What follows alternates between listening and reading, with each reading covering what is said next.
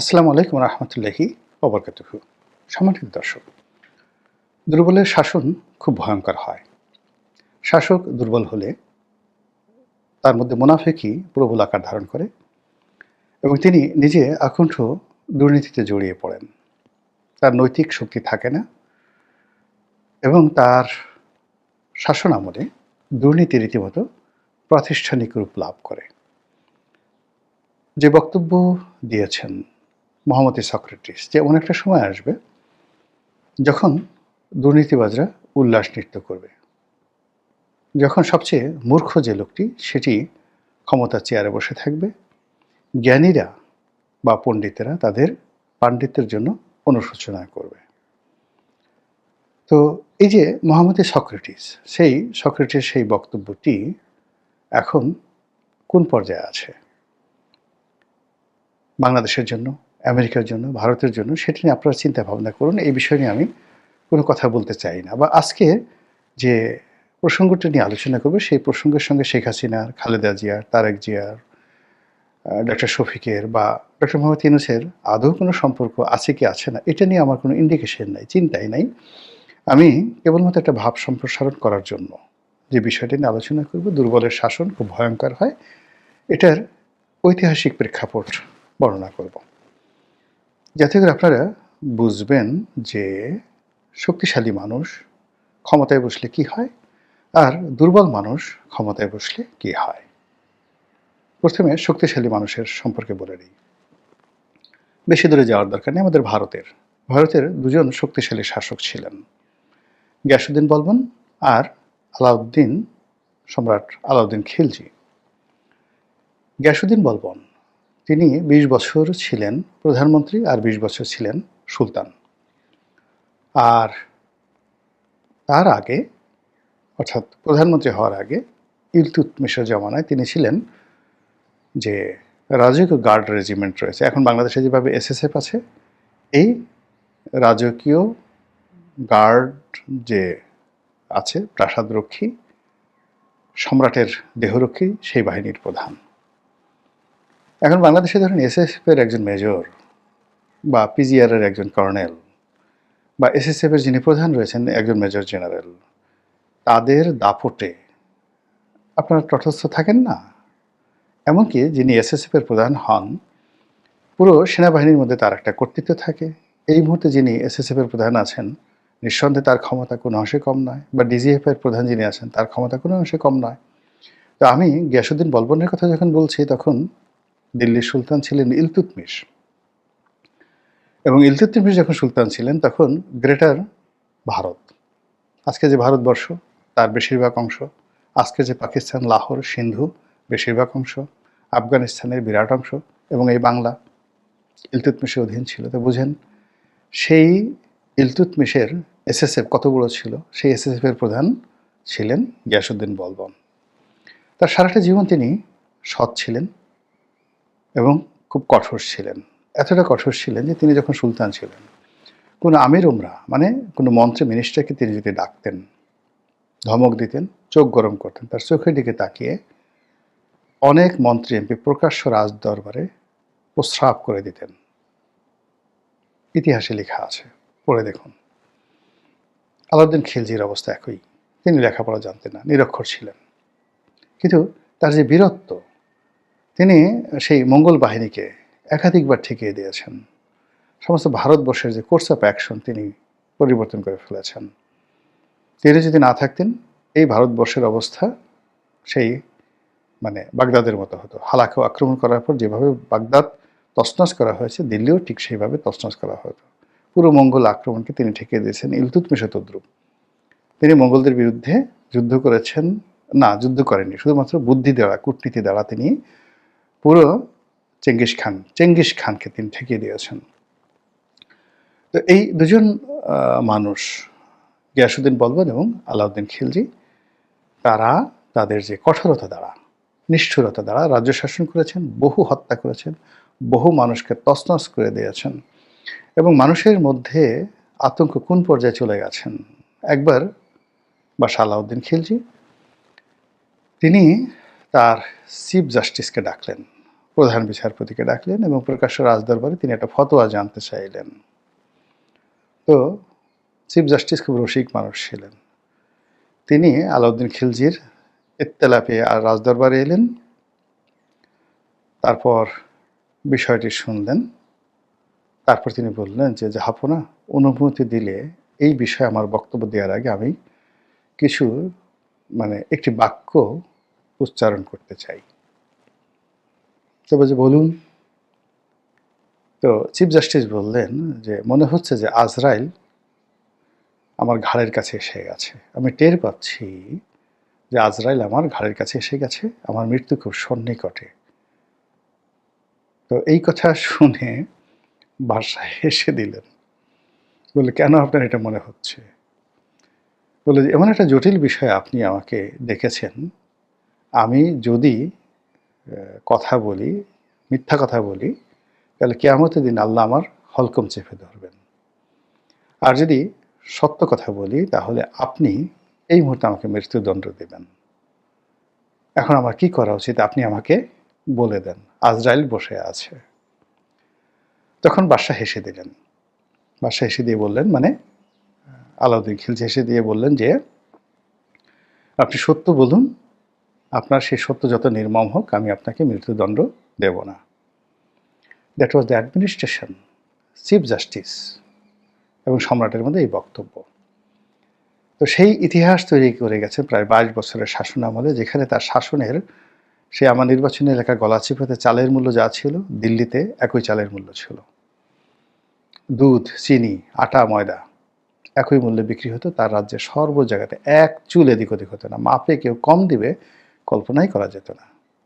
কত আগে আলাউদ্দিন খিলজি, আজ থেকে প্রায় সেই 700 বছর আগে।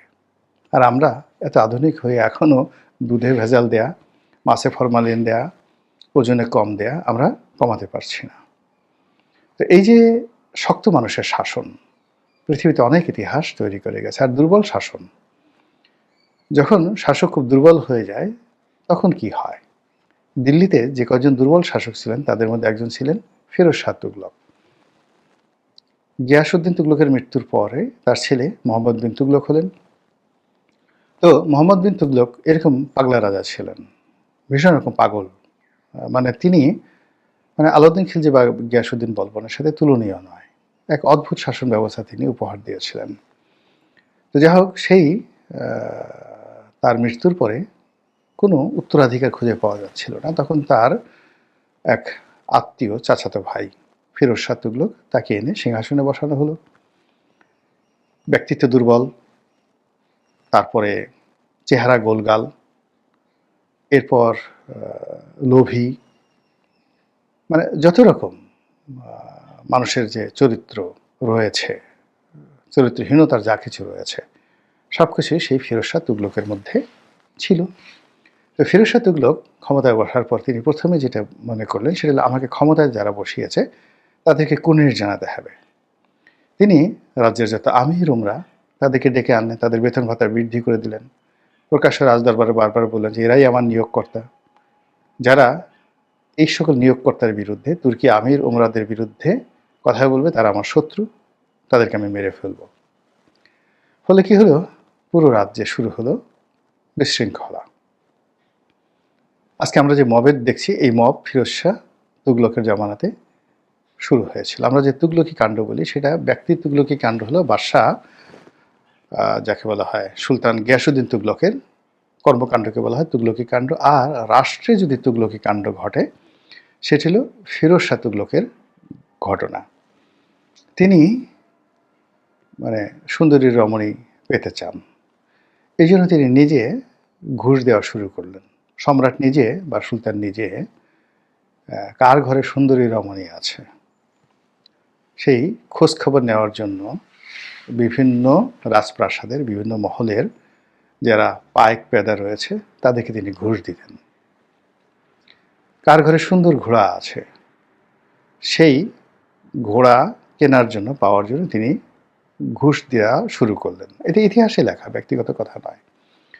তো তিনি একবার কি করলেন, যেটি ইতিহাসে লিখেছে, সেটা হল তার একজন মন্ত্রী বা সেনাপতি, তার একটি অসাধারণ সুন্দর ঘোড়া ছিল। সেই ঘোড়াটা তার খুব পছন্দ হলো। তো অনায়াসে তিনি সেই ঘোড়াটা অধিকার করতে পারতেন, নিয়ে নিতে পারতেন। কিন্তু সেটি না করে তিনি করলেন কি, সেই সেনাপতির যে আস্তাবল রক্ষক তাকে তিনি ঘুষ দিলেন। সেই আস্তাবল রক্ষক সেই ঘোড়াটাকে পাগল বানিয়ে ফেলল বা অসুস্থ বানিয়ে ফেলল, বা সেই ঘোড়া সম্পর্কে সেই তার মালিকের মন বিষিয়ে ফেলল। এরপর সেই আস্তাবল রক্ষক যিনি রয়েছেন, তিনি সেই ঘোড়াটিকে বিক্রি করার সিদ্ধান্ত নিলেন। সেনাপতি সেটাকে ছেড়ে দিল, আর সম্রাট সেটাকে কিনে নিল।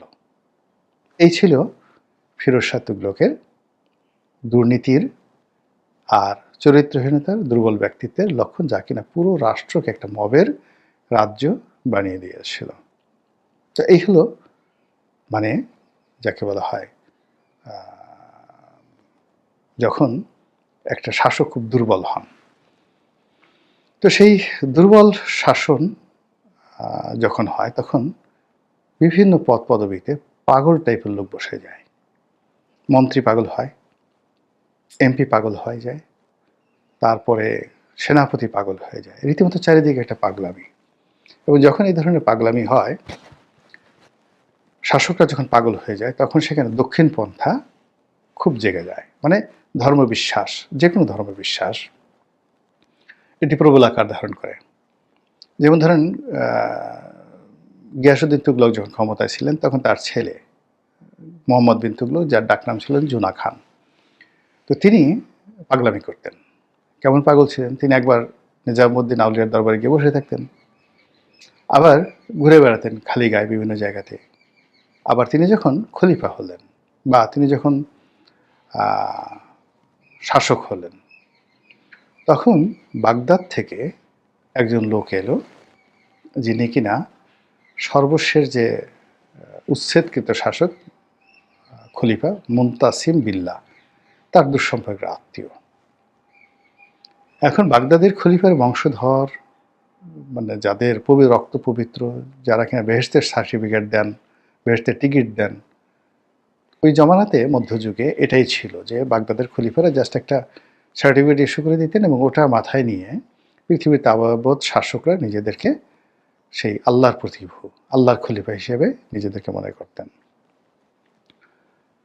তো এরকম একজন পবিত্র মানুষ রাজ্যে আসছে, এবং এটা নিয়ে তিনি যে পাগলামি করেছেন, ইবনে বতুতার বইতে আপনি পড়ে দেখেন কি ধরনের পাগলামি, হাসতে হাসতে আপনি মরে যাবেন। এবং ইবনে বতুতা বেশ কিছুদিন মোহাম্মদ বিন তুগলকের আন্ডারে তিনি দিল্লির চিফ জাস্টিস ছিলেন। তো কাজে তিনি যে বর্ণনা করেছেন, সেই বর্ণনার একটি অংশটা হলো যে যখন তিনি জানলেন, তখন তার সঙ্গে দেখা করার জন্য তিনি পায়ের জুতো খুলে ফেললেন, এবং তিনি যেই জায়গাটাতে দাঁড়িয়েছিলেন সেই জায়গাটাতে তিনি চিন্তা করলেন যে এই লোকের কাছে আর হেঁটে হেঁটে দিয়ে যাওয়া বেয়াদবি হবে। তখন তিনি হাঁটুর উপর ভর করে মাথা নুয়ে তিনি সেই পশু যেভাবে এগুতে থাকে ওইভাবে তিনি এগুতে থাকলেন। চার পেয়ে প্রাণীর মতো তিনি সেই বাগদাদ থেকে আগত খলিফা মুনতাসিম বিল্লার দুঃসম্পর্কের আত্মীয় তার কাছে গেলেন। তার জন্য তার নিজের যে প্রাসাদ, সবচেয়ে অভিজাত যে প্রাসাদ, সেই প্রাসাদটা ছেড়ে দিলেন, এবং তার নিজের জন্য যে সকল বিত্তবিলাস বৈভব ছিল, তার চেয়ে অনেক বেশি সুযোগ সুবিধা তিনি আয়োজন করলেন। ফলে পুরো রাজ্য রীতিমতো একটা পাগলের কারখানা গড়ে উঠল। এবং এই সুযোগে যে ধর্মীয় উগ্রবাদ ভারতবর্ষে চালু হলো, সেই উগ্রবাদের বিষ বাষ্প একেবারে সম্রাট জাহাঙ্গীরের জামানা পর্যন্ত মুঘল সাম্রাজ্যকে তছনছ করে ছেড়ে দিয়েছে। ওই সময় সেই উগ্রবাদ, মানে সুলতান মোহাম্মদ বিন তুগলকের সময় যে দক্ষিণ পন্থার উদ্ভব হয়েছিল, সেটার বিস্তার একেবারে জাহাঙ্গীরের জমানা পর্যন্ত ছিল। পরবর্তীতে নূরজাহান যখন প্রভাবশালী হয়ে পড়ে, তখন এটা ধীরে ধীরে কমতে থাকে, এবং আওরঙ্গজেবের সময়টাতে এটা একটা নিউট্রাল পর্যায়ে চলে আসে। যেভাবে ইংল্যান্ডে খুব চার্চ শক্তিশালী হয়েছিল, মানে রাজা যদি শুল্ক আরোপ যেভাবে করতে পারত, ঠিক সেইভাবে রাষ্ট্রীয় সকল কর্মে খ্রিস্টানদের যে ধর্মগুরু যারা ছিলেন, পোপ, তার ক্ষমতা অনেক অনেক বেশি ছিল। পোপ ইচ্ছা করলে অনেক রাজাকে মৃত্যুদণ্ড দিয়ে দিতে পারতেন। তো এরকম ভারতবর্ষ কিন্তু সেই উগ্রবাদ, ইসলামী উগ্রবাদ, ধর্মবাদ মারাত্মকভাবে বৃদ্ধি পেয়েছিল এরকম দুর্বল শাসনের অধীনে, পাগলা রাজাকার অধীনে।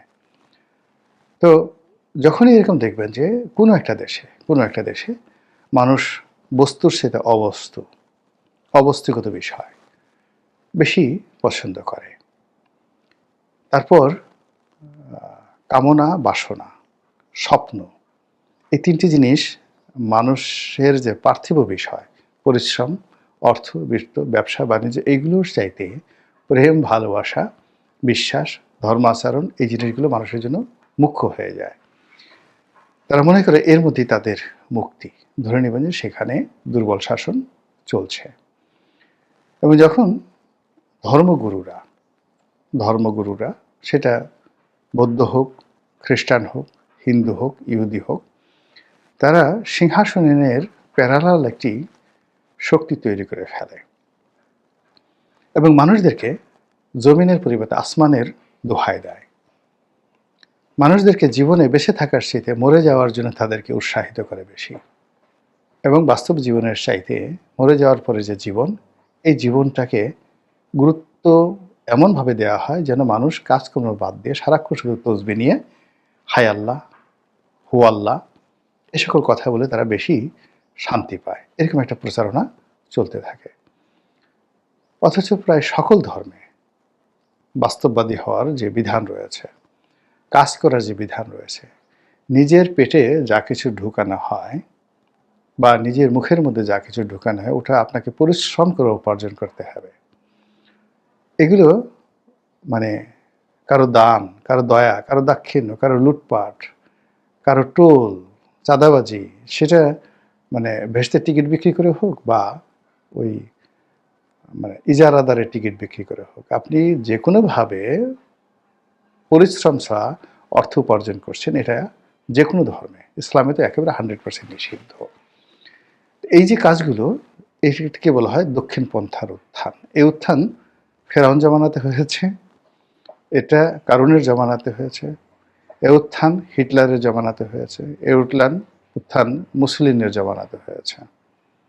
সর্বোপরি যেটা বলতে চাচ্ছি যে এই জিনিসগুলো একটা চক্রের মতো, সার্কেল, একটা সার্কেলের সাথে আরেকটা সার্কেল জড়িত, এবং একটা শুরু হলে অনিবার্যভাবে আরেকটা এসে যায়। দুর্বল শাসক হলে দুর্নীতি আসবে, দুর্নীতি আসলে এরকম ধর্মভিত্তিক রাজনীতি আসবে, ধর্মভিত্তিক রাজনীতি আসলে এরকম একটা ইলিউশন চলে আসবে, এবং পুরো সমাজে একটা রীতিমতো পাগলামো, তুগলকি কাণ্ড রীতিমতো রেওয়াজে পরিণত হবে। আশা করি আপনারা বুঝতে পেরেছেন। আল্লাহ আমাদের সবাইকে হেদায়েত দান করুন এবং হেফাজত করুন। আসসালামু আলাইকুম ওয়া রাহমাতুল্লাহি ওয়া বারাকাতুহু।